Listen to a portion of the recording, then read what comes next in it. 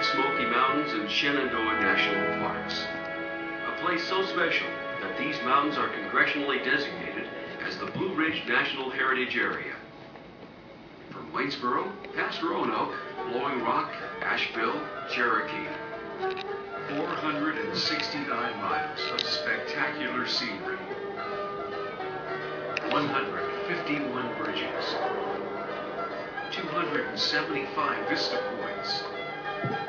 Over 200 communities and small towns, rolling through the valleys and the highlands, winding past forests and ravines.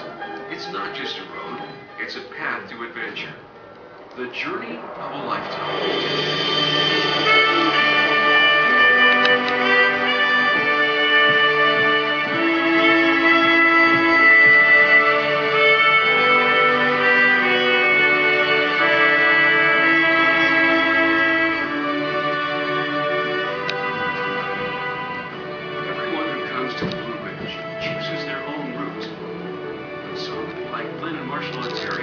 Are here to do more than just ride the Parkway.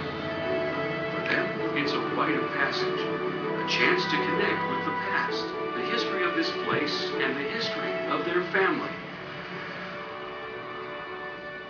My dad and I have been talking about this trip for years.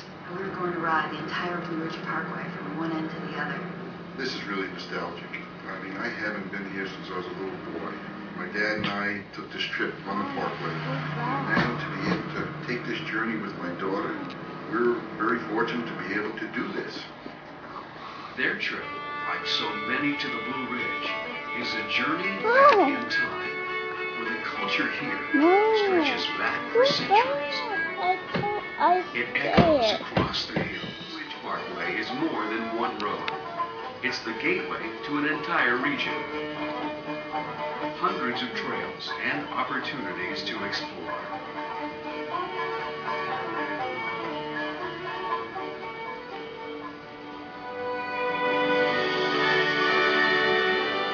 For Lynn and Marshall, they're here to do much more than just take a motorcycle ride.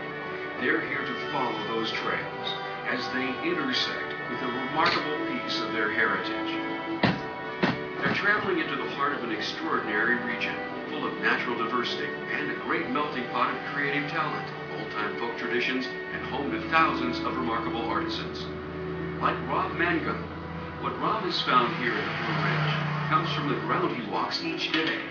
Like many of the master potters here, his creations are born out of the region's clay soil itself, and a tradition that's been passed from father to son.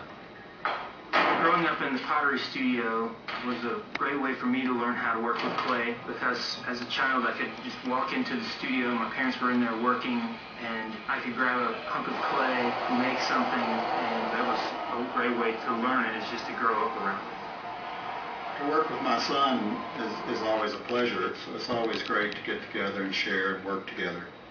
I'm always amazed by Rob and Beth and their creativity and what they produce. They really have continued a tradition that's run very, very deep in this region.